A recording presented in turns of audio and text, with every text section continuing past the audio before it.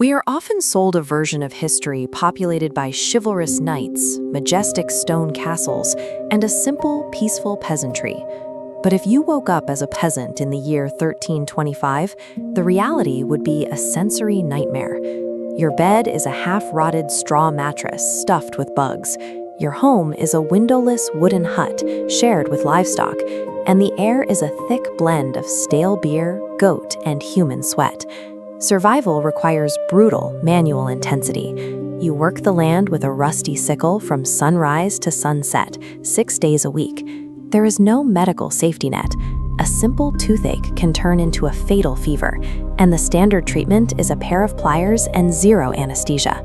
Life is a slow-motion endurance test, where your spine begins to resemble the letter S by your mid-20s. In this era, reaching the age of 40 is a statistical miracle.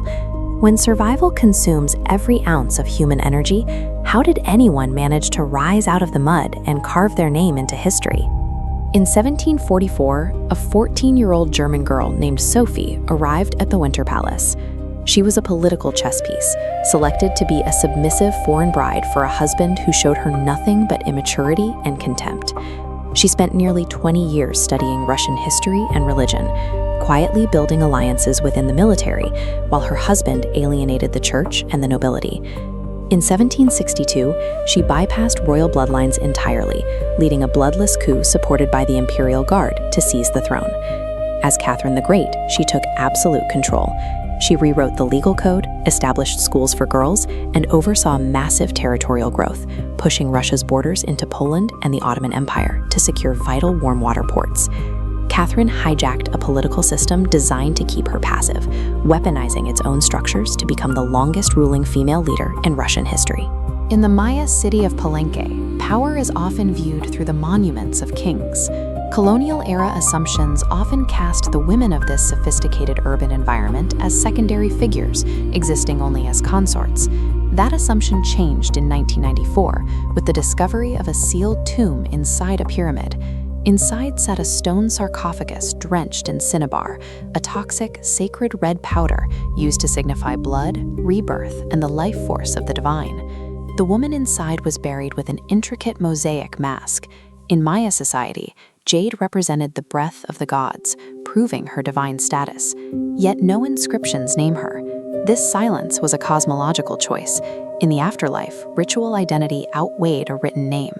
In a culture where royal women like Sakkook ruled as regents, this queen's burial location confirmed she was a central pillar of the dynasty.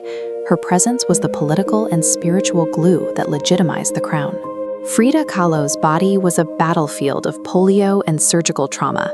At 18, a catastrophic bus crash impaled her with an iron handrail, fracturing her spine in 3 places and shattering her right leg. Confinement in a plaster body cast forced her into a new visual language. Using a mirror on her bed's canopy, she painted self-portraits that unmasked her medical agony, using images of cracked columns and nails to communicate the reality of her broken form. She turned her home, the Blue House, into a sanctuary of indigenous pride. By wearing traditional Tehuana dresses and surrounding herself with folk art, she transformed her physical limitations into a radical political and cultural statement. Today, her face is a global symbol for feminist and disabled communities. She left a mark on the world by forcing it to witness her pain through a lens of absolute confrontational honesty. For most of human history, a single bad harvest or a minor infection meant total erasure. The medieval peasant fought for a baseline of survival that we now take for granted. Breaking that cycle required a specific mechanism of defiance. Catherine used ruthless statecraft to seize power. The Red Queen used sacred ritual to secure her place in the cosmos. And Frida Kahlo used radical art to reclaim her own body. When you look at an ancient artifact or enjoy the comfort of modern plumbing, remember the grit behind them. History isn't a collection of fairy tales. It is the record of those who possessed the defiance to leave a mark on a world that was designed to consume them.